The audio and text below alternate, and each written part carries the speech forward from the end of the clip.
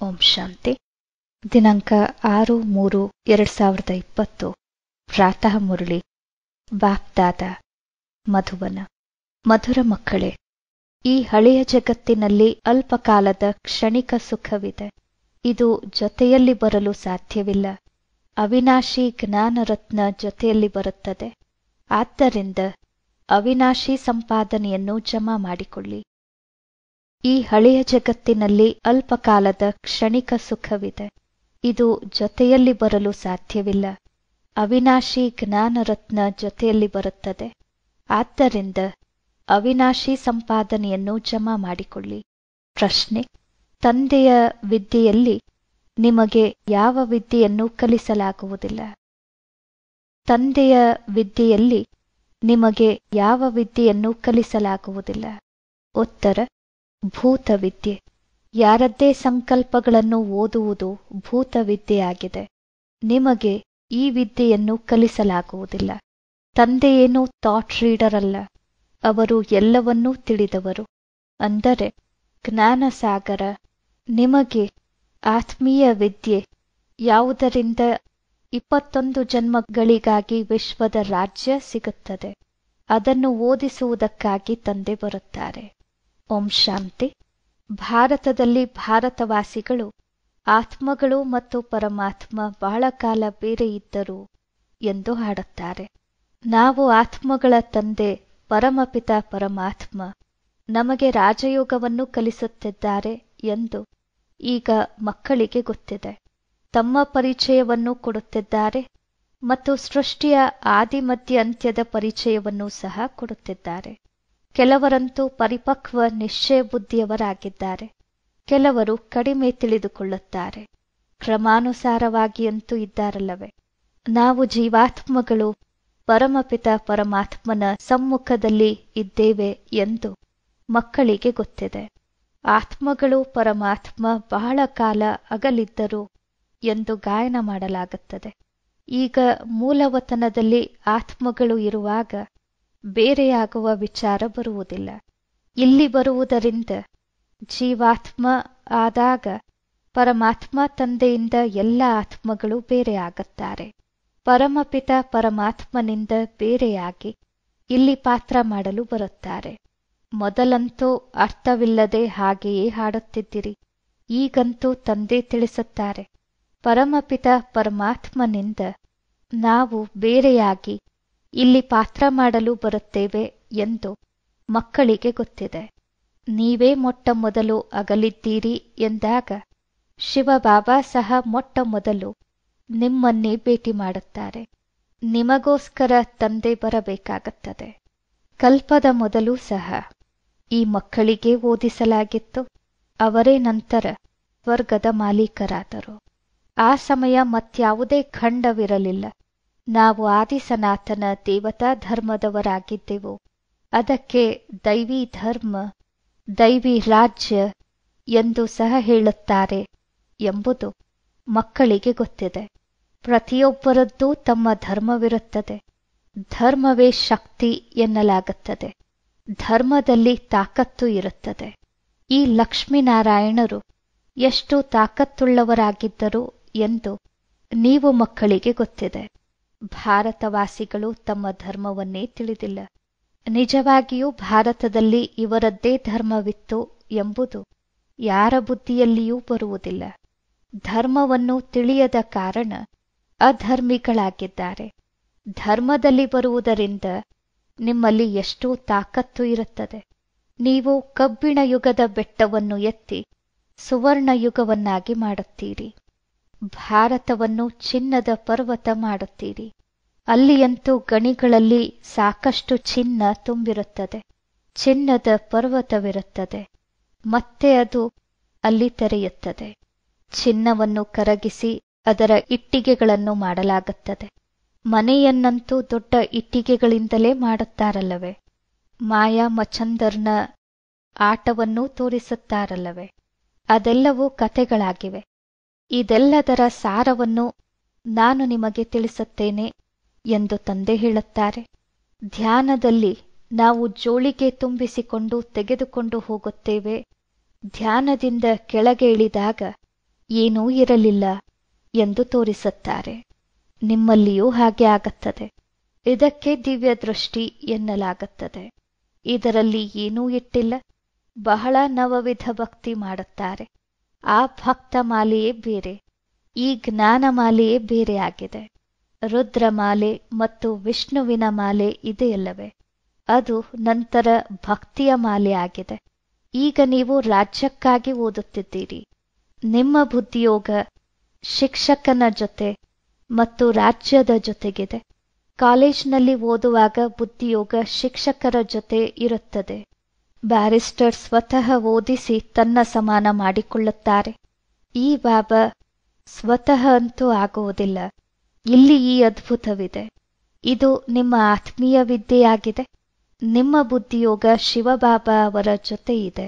ಅವರಿಗೆ ನಾಲೆಜ್ಫುಲ್ ಜ್ಞಾನದ ಸಾಗರ ಎನ್ನಲಾಗುತ್ತದೆ. ಎಲ್ಲವನ್ನೂ ತಿಳಿದವರು ಎಂಬುದರ ಅರ್ಥ ಯಾರ ಒಳಗೆ ಏನು ನಡೆಯುತ್ತಿದೆ ಎಂದು ಎಲ್ಲರ ಹೃದಯದಲ್ಲಿ ಕುಳಿತು ತಿಳಿಯುತ್ತಾರೆ ಎಂದಲ್ಲ. ಆ ಥಾಟ್ ರೀಡರ್ ಆದವರು ಎಲ್ಲವನ್ನೂ ತಿಳಿಸುತ್ತಾರೆ. ಅದಕ್ಕೆ ಭೂತವಿದ್ಯೆ ಎನ್ನಲಾಗುತ್ತದೆ. ಇಲ್ಲಿಯಂತೂ ಮನುಷ್ಯರಿಂದ ದೇವತೆ ಮಾಡಲು ತಂದೆ ಓದಿಸುತ್ತಾರೆ. ಮನುಷ್ಯರಿಂದ ದೇವತೆಯನ್ನಾಗಿ ಸಮಯ ತೆಗೆದುಕೊಳ್ಳದೆ ಮಾಡಿದರು ಎಂಬ ಗಾಯನವೂ ಇದೆ. ನಾವೀಗ ಬ್ರಾಹ್ಮಣರಾಗಿದ್ದೇವೆ, ನಂತರ ಮುಂದಿನ ಜನ್ಮದಲ್ಲಿ ದೇವತೆ ಆಗುತ್ತೇವೆ ಎಂದು ಈಗ ನೀವು ಮಕ್ಕಳು ತಿಳಿದಿದ್ದೀರಿ. ಆದಿ ಸನಾತನ ದೇವತೆ ಎಂದೇ ಗಾಯನ ಮಾಡಲಾಗುತ್ತದೆ. ಶಾಸ್ತ್ರಗಳಲ್ಲಂತೂ ಸಾಕಷ್ಟು ಕಥೆಗಳನ್ನು ಬರೆದಿಟ್ಟಿದ್ದಾರೆ. ಇದನ್ನಂತೂ ತಂದೆ ನೇರವಾಗಿ ಕುಳಿತು ಓದಿಸುತ್ತಾರೆ. ಭಗವಾನುವಾಚ, ಭಗವಂತನೇ ಜ್ಞಾನದ ಸಾಗರ, ಸುಖದ ಸಾಗರ, ಶಾಂತಿಯ ಸಾಗರನಾಗಿದ್ದಾರೆ. ನೀವು ಮಕ್ಕಳಿಗೆ ಆಸ್ತಿ ನೀಡುತ್ತಾರೆ. ಈ ವಿದ್ಯೆ ನಿಮ್ಮ 21 ಜನ್ಮಗಳಿಗಾಗಿ ಇದೆ. ಅಂದ ಮೇಲೆ ಎಷ್ಟು ಚೆನ್ನಾಗಿ ಓದಬೇಕು. ಈ ಆತ್ಮೀಯ ವಿದ್ಯೆಯನ್ನು ಹೊಸ ಜಗತ್ತಿನ ಸ್ಥಾಪನೆ ಮಾಡಲು ತಂದೆ ಒಂದೇ ಬಾರಿ ಬಂದು ಓದಿಸುತ್ತಾರೆ. ಹೊಸ ಜಗತ್ತಿನಲ್ಲಿ ಈ ದೇವತೆಗಳ ರಾಜ್ಯವಿತ್ತು. ನಾನು ಬ್ರಹ್ಮನ ಮೂಲಕ ಆದಿ ಸನಾತನ ದೇವತಾ ಧರ್ಮದ ಸ್ಥಾಪನೆ ಮಾಡುತ್ತಿದ್ದೇನೆ ಎಂದು ತಂದೆ ಹೇಳುತ್ತಾರೆ. ಈ ಧರ್ಮವಿದ್ದಾಗ ಮತ್ಯಾವ ಧರ್ಮವೂ ಇರಲಿಲ್ಲ. ಈಗ ಅನ್ಯ ಎಲ್ಲಾ ಧರ್ಮವಿದೆ. ಆದ್ದರಿಂದ ತ್ರಿಮೂರ್ತಿಯ ಬಗ್ಗೆಯೂ ನೀವು ಬ್ರಹ್ಮನ ಮೂಲಕ ಒಂದು ಧರ್ಮದ ಸ್ಥಾಪನೆ ಎಂದು ತಿಳಿಸುತ್ತೀರಿ. ಈಗ ಆ ಧರ್ಮವಿಲ್ಲ. ನಾನು ನಿರ್ಗುಣನಲ್ಲಿ ಯಾವುದೇ ಗುಣವಿಲ್ಲ, ನೀವೇ ದಯೆ ತೋರಿಸಿ ಎಂದು ಸಹ ಗಾಯನ ಮಾಡುತ್ತಾರೆ. ನಮ್ಮಲ್ಲಿ ಯಾವುದೇ ಗುಣವಿಲ್ಲ ಎನ್ನುವಾಗ ಬುದ್ಧಿ ಭಗವಂತ ತಂದೆಯ ಕಡೆಯೇ ಹೋಗುತ್ತದೆ. ಅವರಿಗೆ ದಯಾಸಾಗರ ಎನ್ನಲಾಗುತ್ತದೆ. ತಂದೆ ಬರುವುದೇ ಮಕ್ಕಳ ಎಲ್ಲ ದುಃಖಗಳನ್ನು ಸಮಾಪ್ತಿ ಮಾಡಿ 100% ಸುಖ ನೀಡಲು. ಎಷ್ಟು ದಯೆ ತೋರಿಸುತ್ತಾರೆ. ಬಾಬಾ ಅವರ ಬಳಿ ತಂದೆಯಿಂದ ಪೂರ್ಣ ಸುಖ ತೆಗೆದುಕೊಳ್ಳಲು ನಾವು ಬಂದಿದ್ದೇವೆ ಎಂದು ನೀವು ತಿಳಿದುಕೊಂಡಿದ್ದೀರಿ. ಅದು ಇರುವುದೇ ಸುಖಧಾಮ, ಇದು ದುಃಖಧಾಮವಾಗಿದೆ. ಈ ಚಕ್ರವನ್ನೂ ಸಹ ಚೆನ್ನಾಗಿ ತಿಳಿದುಕೊಳ್ಳಬೇಕು. ಶಾಂತಿಧಾಮ ಸುಖಧಾಮವನ್ನು ನೆನಪು ಮಾಡಿ, ಆಗ ಅಂತಿಮ ಮತಿಯೇ ಗತಿಯಾಗುತ್ತದೆ. ಶಾಂತಿಧಾಮವನ್ನು ನೆನಪು ಮಾಡುತ್ತೀರಿ ಎಂದಾಗ ಅವಶ್ಯವಾಗಿ ಶರೀರ ಬಿಡಬೇಕು. ಆಗ ಆತ್ಮಗಳು ಶಾಂತಿಧಾಮಕ್ಕೆ ಹೋಗುತ್ತಾರೆ. ಒಬ್ಬ ತಂದೆಯ ಹೊರತು ಮತ್ಯಾರ ನೆನಪೂ ಬರಬಾರದು. ಪೂರ್ಣ ಸಂಪರ್ಕ ಸ್ಪಷ್ಟವಾಗಿ ಬೇಕು. ಒಬ್ಬ ತಂದೆಯನ್ನು ನೆನಪು ಮಾಡುವುದರಿಂದ ಅಂತರಾಳದಲ್ಲಿ ಖುಷಿಯ ನಶೆ ಏರುತ್ತದೆ. ಈ ಹಳೆಯ ಜಗತ್ತಿನಲ್ಲಂತೂ ಅಲ್ಪಕಾಲದ ಕ್ಷಣಿಕ ಸುಖವಿದೆ. ಇದು ಜೊತೆಯಲ್ಲಿ ಬರಲು ಸಾಧ್ಯವಿಲ್ಲ. ಜೊತೆಯಲ್ಲಿ ಈ ಅವಿನಾಶಿ ಜ್ಞಾನರತ್ನವೇ ಬರುತ್ತದೆ. ಅಂದರೆ ಈ ಜ್ಞಾನರತ್ನಗಳ ಸಂಪಾದನೆಯೇ ಜೊತೆಯಲ್ಲಿ ನಡೆಯುತ್ತದೆ. ಅದನ್ನು ನಂತರ ನೀವು 21 ಜನ್ಮಗಳ ಪ್ರಾರಬ್ಧವನ್ನು ಭೋಗಿಸುತ್ತೀರಿ. ಹೌದು, ತಂದೆಗೆ ಸಹಯೋಗ ನೀಡುವವರದ್ದು ವಿನಾಶಿ ಧನವೂ ಸಹ ಜೊತೆಯಲ್ಲಿ ಬರುತ್ತದೆ. ಬಾಬಾ, ನಮ್ಮ ಕೌಡೆಗಳನ್ನು ಸಹ ತೆಗೆದುಕೊಂಡು ಅಲ್ಲಿ ಮಹಲನ್ನು ಕೊಟ್ಟುಬಿಡಿ. ತಂದೆ ಕೌಡೆಗಳ ಬದಲಾಗಿ ಎಷ್ಟೊಂದು ರತ್ನ ನೀಡುತ್ತಾರೆ. ಅಮೇರಿಕನ್ ಜನರು ಬಹಳ ಹಣ ಖರ್ಚು ಮಾಡಿ ಹಳೆಯ ವಸ್ತುಗಳನ್ನು ಖರೀದಿ ಮಾಡುವಂತೆ. ಹಳೆಯ ವಸ್ತುಗಳನ್ನು ಮನುಷ್ಯರು ಬಹಳ ಬೆಲೆ ಕೊಟ್ಟು ತೆಗೆದುಕೊಳ್ಳುತ್ತಾರೆ. ಅಮೆರಿಕನ್ನರು ಜನರಿಂದ ಬಿಡುಗಾಸಿನ ವಸ್ತುವನ್ನು 1000ಕ್ಕೆ ತೆಗೆದುಕೊಳ್ಳುತ್ತಾರೆ. ಬಾಬಾ ಅವರೂ ಸಹ ಎಷ್ಟು ಒಳ್ಳೆಯ ಗ್ರಾಹಕನಾಗಿದ್ದಾರೆ. ಮುಗ್ಧನಾಥ ಎಂಬ ಗಾಯನವಿದೆಯಲ್ಲವೇ, ಮನುಷ್ಯರಿಗೆ ಇದು ಸಹ ಗೊತ್ತಿಲ್ಲ. ಅವರಂತೂ ಶಿವ ಶಂಕರ ಇಬ್ಬರೂ ಒಬ್ಬರೇ ಎಂದು ಬಿಡುತ್ತಾರೆ. ಅವರಿಗಾಗಿ ಜೋಳಿಗೆ ತುಂಬಿಸಿ ಎಂದು ಹೇಳುತ್ತಾರೆ. ನಮಗೆ ಜ್ಞಾನರತ್ನ ಸಿಗುತ್ತದೆ, ಇದರಿಂದ ನಮ್ಮ ಜೋಳಿಗೆ ತುಂಬುತ್ತದೆ ಎಂದು ಈಗ ನೀವು ಮಕ್ಕಳು ತಿಳಿದಿದ್ದೀರಿ. ಇವರು ಅಮಿತ ತಂದೆಯಾಗಿದ್ದಾರೆ. ಅವರು ನಂತರ ಶಂಕರನಿಗಾಗಿ ಹೇಳುತ್ತಾರೆ. ಮತ್ತೆ ದತ್ತೂರಿಯನ್ನು ತಿನ್ನುತ್ತಿದ್ದರು, ಬಂಗಿ ಸೇದುತ್ತಿದ್ದರು ಎಂದು ತೋರಿಸುತ್ತಾರೆ. ಏನೆಲ್ಲ ವಿಚಾರಗಳನ್ನು ಮಾಡಿದ್ದಾರೆ. ತಾವು ಮಕ್ಕಳು ಈಗ ಸದ್ಗತಿಗಾಗಿ ವಿದ್ಯೆಯನ್ನು ಓದುತ್ತಿದ್ದೀರಿ. ಈ ವಿದ್ಯೆ ಇರುವುದೇ ಪೂರ್ಣ ಶಾಂತವಾಗಿರಲು. ಈ ದೀಪಗಳು ಇತ್ಯಾದಿಯನ್ನು ಏನು ಬೆಳಗಿಸುತ್ತಾರೋ, ಶೋ ಮಾಡುತ್ತಾರೆ, ಅದೂ ಸಹ ಮನುಷ್ಯರು ಬಂದು ತಾವು ಶಿವ ಜಯಂತಿಯನ್ನು ಇಷ್ಟೊಂದು ಏಕೆ ಆಚರಿಸುತ್ತೀರಿ ಎಂದು ಕೇಳುವುದಕ್ಕಾಗಿ. ಶಿವನೇ ಭಾರತವನ್ನು ಸಿರಿವಂತ ಮಾಡುತ್ತಾರಲ್ಲವೇ. ಈ ಲಕ್ಷ್ಮೀನಾರಾಯಣರನ್ನು ಸ್ವರ್ಗದ ಮಾಲೀಕ ಮಾಡಿದವರು ಯಾರು ಎಂಬುದು ನಿಮಗೆ ಗೊತ್ತಿದೆ. ಈ ಲಕ್ಷ್ಮೀನಾರಾಯಣರು ಹಿಂದಿನ ಜನ್ಮದಲ್ಲಿ ಯಾರಾಗಿದ್ದರು? ಇವರು ಹಿಂದಿನ ಜನ್ಮದಲ್ಲಿ ಜಗದಂಬೆ ಜ್ಞಾನೇಶ್ವರಿಯಾಗಿದ್ದರು. ಅವರೇ ನಂತರ ರಾಜರಾಜೇಶ್ವರಿ ಆಗುತ್ತಾರೆ. ಈಗ ಯಾರ ಪದವಿ ದೊಡ್ಡದಾಯಿತು?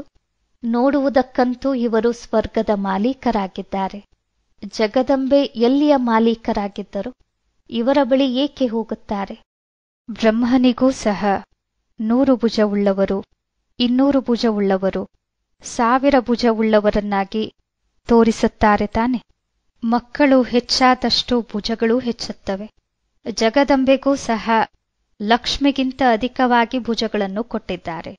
ಅವರ ಬಳಿಯೇ ಹೋಗಿ ಎಲ್ಲವನ್ನೂ ಬೇಡುತ್ತಾರೆ. ಮಗು ಬೇಕು, ಇದು ಬೇಕು ಇತ್ಯಾದಿ ಬಹಳ ಆಸೆಗಳನ್ನು ತೆಗೆದುಕೊಂಡು ಹೋಗುತ್ತಾರೆ.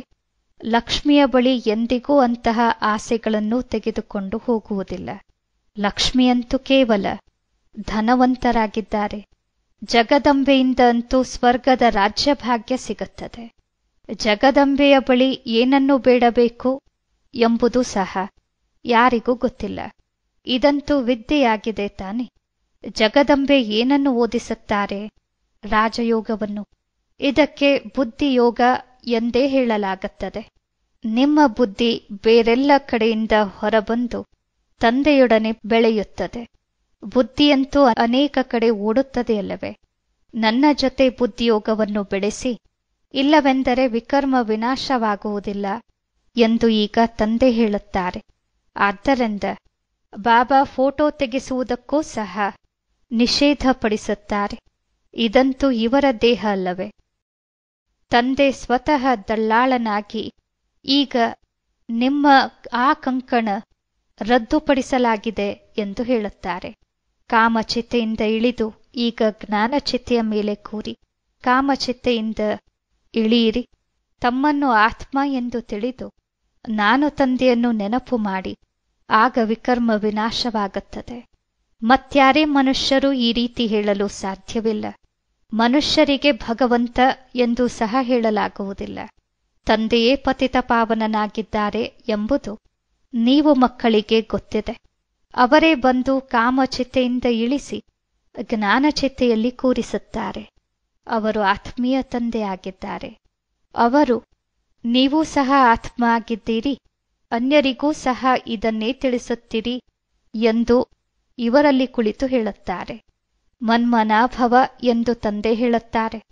ಮನ್ಮನಾಭವ ಎನ್ನುತ್ತಿದ್ದಂತೆಯೇ ಸ್ಮೃತಿ ಬರುತ್ತದೆ. ಈ ಹಳೆಯ ಜಗತ್ತಿನ ವಿನಾಶವೂ ಸಹ ಮುಂದೆ ನಿಂತಿದೆ. ಇದು ಮಹಾಭಾರಿ ಮಹಾಭಾರತ ಯುದ್ಧವಾಗಿದೆ ಎಂದು ತಂದೆ ತಿಳಿಸುತ್ತಾರೆ. ವಿದೇಶದಲ್ಲಿಯೂ ಯುದ್ಧವಂತೂ ನಡೆಯುತ್ತದೆ. ಮತ್ತೆ ಇದಕ್ಕೆ ಮಹಾಭಾರತ ಯುದ್ಧವೆಂದು ಏಕೆ ಹೇಳುತ್ತಾರೆ ಎನ್ನುವರು. ಭಾರತದಲ್ಲಿಯೇ ಯಜ್ಞ ರಚನೆಯಾಗಿದೆ. ಇದರಲ್ಲಿಯೇ ವಿನಾಶ ಜ್ವಾಲೆ ಹೊರಬಂದಿದೆ. ನಿಮಗಾಗಿ ಹೊಸ ಜಗತ್ತು ಬೇಕು ಎಂದಾಗ, ಮಧುರ ಮಕ್ಕಳೇ, ಹಳೆಯ ಜಗತ್ತಿನ ವಿನಾಶ ಅವಶ್ಯವಾಗಿ ಆಗಬೇಕು. ಅಂದ ಮೇಲೆ ಈ ಯುದ್ಧದ ಬೇರು ಇಲ್ಲಿಂದ ಹೊರಟಿದೆ. ಈ ರುದ್ರ ಜ್ಞಾನ ಯಜ್ಞದಿಂದ ಮಹಾಭಾರಿ ಯುದ್ಧ ವಿನಾಶ ಜ್ವಾಲೆ ಪ್ರಜ್ವಲಿತವಾಗಿದೆ. ಭಲೆ ಶಾಸ್ತ್ರಗಳಲ್ಲಿ ಬರೆದಿದೆ, ಆದರೆ ಇದು ನಮಗೆ ಗೊತ್ತಿಲ್ಲ ಎಂದು ಯಾರು ಹೇಳಿದರು? ಈಗ ಹೊಸ ಜಗತ್ತಿಗಾಗಿ ತಂದೆ ತಿಳಿಸುತ್ತಿದ್ದಾರೆ. ಈಗ ನೀವು ರಾಜ್ಯ ತೆಗೆದುಕೊಳ್ಳುತ್ತೀರಿ, ನೀವು ದೇವತೆಗಳಾಗುತ್ತೀರಿ. ನಿಮ್ಮ ರಾಜ್ಯದಲ್ಲಿ ಮತ್ಯಾರೂ ಇರಬಾರದು. ಆಸುರಿ ಜಗತ್ತು ವಿನಾಶವಾಗುತ್ತದೆ. ನಿನ್ನೆ ನಾವು ರಾಜ್ಯ ಮಾಡಿದ್ದೆವು, ತಂದೆ ರಾಜ್ಯ ಕೊಟ್ಟಿದ್ದರು. ನಂತರ 84 ಜನ್ಮ ತೆಗೆದುಕೊಳ್ಳುತ್ತಾ ಬಂದೆವು. ಈಗ ಮತ್ತೆ ಬಾಬಾ ಬಂದಿದ್ದಾರೆ ಎಂಬುದು ಬುದ್ಧಿಯಲ್ಲಿ ನೆನಪಿರಬೇಕು. ನೀವು ಮಕ್ಕಳಲ್ಲಿ ಈ ಜ್ಞಾನವಂತೂ ಇದೆಯಲ್ಲವೇ? ತಂದೆಯು ಈ ಜ್ಞಾನವನ್ನು ಕೊಟ್ಟಿದ್ದಾರೆ. ದೈವಿ ಧರ್ಮದ ಸ್ಥಾಪನೆಯಾದಾಗ ಉಳಿದಂತೆ ಇಡೀ ಆಸುರಿ ವಿಶ್ವದ ವಿನಾಶವಾಗುತ್ತದೆ. ಈ ತಂದೆ ಬ್ರಹ್ಮನ ಮೂಲಕ ಎಲ್ಲ ವಿಚಾರಗಳನ್ನು ತಿಳಿಸುತ್ತಾರೆ. ಬ್ರಹ್ಮರವರೂ ಸಹ ಶಿವನ ಮಗುವಾಗಿದ್ದಾರೆ.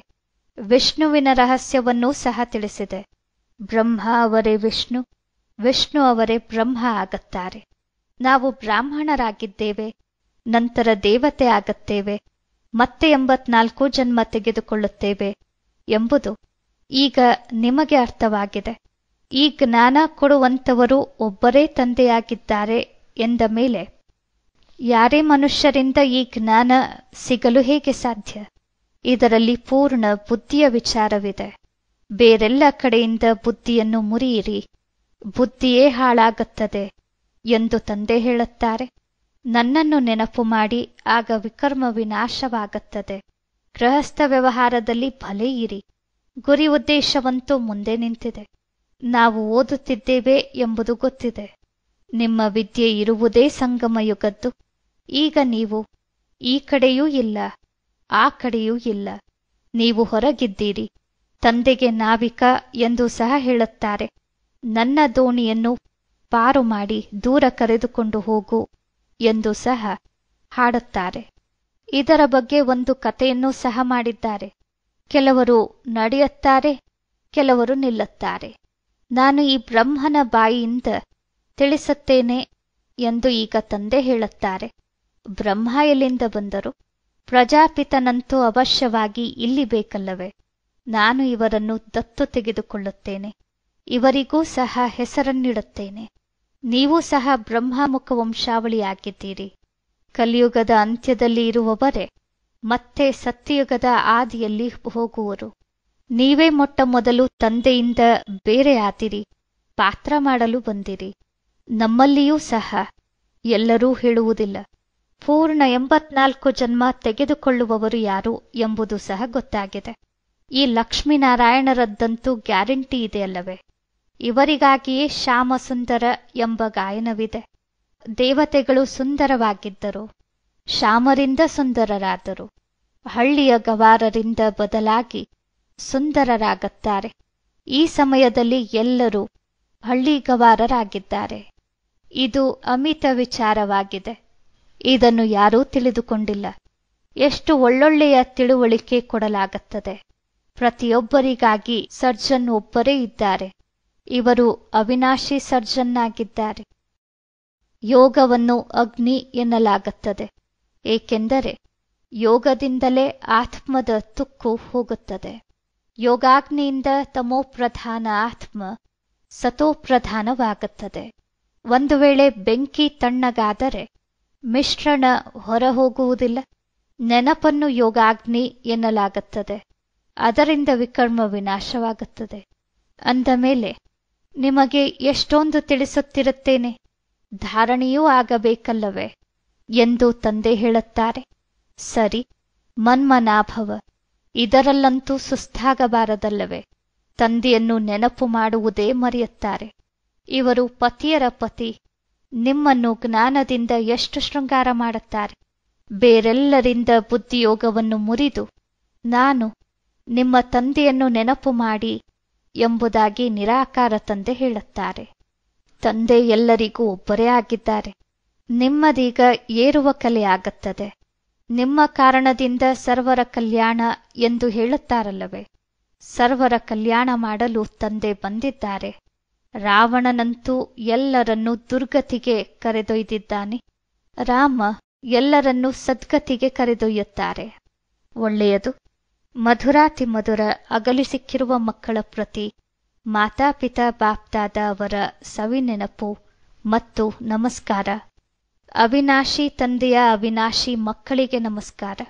ಅವಿನಾಶಿ ತಂದೆಗೆ ಅವಿನಾಶಿ ಮಕ್ಕಳ ನಮಸ್ಕಾರಗಳು. ಧಾರಣೆಗಾಗಿ ಮುಖ್ಯ ಸಾರ. ತಂದೆಯ ನೆನಪಿನಿಂದ ಅಪಾರ ಸುಖಗಳ ಅನುಭವ ಮಾಡುವುದಕ್ಕಾಗಿ ಬುದ್ಧಿಯ ಸಂಪರ್ಕ ಸ್ಪಷ್ಟವಾಗಿರಬೇಕು. ನೆನಪು ಅಗ್ನಿಯ ರೂಪ ತೆಗೆದುಕೊಂಡಾಗ ಆತ್ಮ ಸತೋಪ್ರಧಾನವಾಗುತ್ತದೆ. 2. ತಂದೆ ಕೌಡೆಗಳನ್ನು ಬದಲಾಯಿಸಿ ರತ್ನಗಳನ್ನು ಕೊಡುತ್ತಾರೆ. ಅಂತಹ ಸೌಭಾಗ್ಯಶಾಲಿ ತಂದೆಯಿಂದ ತಮ್ಮ ಜೋಳಿಗೆ ತುಂಬಿಸಿಕೊಳ್ಳಬೇಕು. ಶಾಂತವಾಗಿರುವ ವಿದ್ಯೆಯನ್ನು ಓದಿ ಸದ್ಗತಿಯನ್ನು ಪ್ರಾಪ್ತಿ ಮಾಡಿಕೊಳ್ಳಬೇಕು. ವರದಾನ: 3 ಪ್ರಕಾರದ ವಿಜಯದ ಪದಕಗಳನ್ನು ಪ್ರಾಪ್ತಿ ಮಾಡಿಕೊಳ್ಳುವಂತಹ ಸದಾ ವಿಜಯೀ ಭವ. 3 ಪ್ರಕಾರದ ವಿಜಯದ ಪದಕಗಳನ್ನು ಪ್ರಾಪ್ತಿ ಮಾಡಿಕೊಳ್ಳುವಂತಹ ಸದಾ ವಿಜಯೀ ಭವ. ವಿಜಯಮಾಲೆಯಲ್ಲಿ ಅಂಕವನ್ನು ಪ್ರಾಪ್ತಿ ಮಾಡಿಕೊಳ್ಳಲು ಮೊದಲು ಸ್ವಯಂನ ಮೇಲೆ ವಿಜಯಿ, ನಂತರ ಸರ್ವರ ಮೇಲೆ ವಿಜಯಿ ಹಾಗೂ ನಂತರ ಪ್ರಕೃತಿಯ ಮೇಲೆ ವಿಜಯಿಯಾಗಿ ಈ 3 ಪ್ರಕಾರದ ವಿಜಯದ ಪದಕಗಳನ್ನು ಪ್ರಾಪ್ತಿ ಮಾಡಿಕೊಂಡಾಗ ವಿಜಯಮಾಲೆಯ ಮಣಿಗಳಾಗಲು ಸಾಧ್ಯ. ಸ್ವಯಂನ ಮೇಲೆ ವಿಜಯಿಯಾಗುವುದು ಎಂದರೆ ತಮ್ಮ ವ್ಯರ್ಥ ಭಾವ ಸ್ವಭಾವವನ್ನು ಶ್ರೇಷ್ಠ ಭಾವ ಶುಭ ಭಾವನೆಯಿಂದ ಪರಿವರ್ತನೆ ಮಾಡುವುದು. ಆ ರೀತಿ ಸರ್ವರ ಮೇಲೆ ವಿಜಯಿಯಾದವರೇ ಅನ್ಯರ ಮೇಲೂ ವಿಜಯ ಪ್ರಾಪ್ತಿ ಮಾಡಿಕೊಳ್ಳುತ್ತಾರೆ. ಪ್ರಕೃತಿಯ ಮೇಲೆ ವಿಜಯ ಪ್ರಾಪ್ತಿ ಮಾಡಿಕೊಳ್ಳುವುದು ಎಂದರೆ ವಾತಾವರಣ, ತರಂಗಗಳು ಮತ್ತು ಸ್ಥೂಲ ಪ್ರಕೃತಿಯ ಸಮಸ್ಯೆಗಳ ಮೇಲೆ ವಿಜಯಿಯಾಗುವುದು. ಸ್ಲೋಗನ್: ಸ್ವಯಂನ ಕರ್ಮೇಂದ್ರಿಯಗಳ ಮೇಲೆ ಸಂಪೂರ್ಣ ರಾಜ್ಯ ಮಾಡುವಂತವರೇ ಸತ್ಯ ರಾಜಯೋಗಿ ಆಗಿದ್ದಾರೆ. ಸ್ವಯಂನ ಕರ್ಮೇಂದ್ರಿಯಗಳ ಮೇಲೆ ಸಂಪೂರ್ಣ ರಾಜ್ಯ ಮಾಡುವಂತವರೇ ಸತ್ಯ ರಾಜಯೋಗಿ ಆಗಿದ್ದಾರೆ. ಓಂ ಶಾಂತಿ.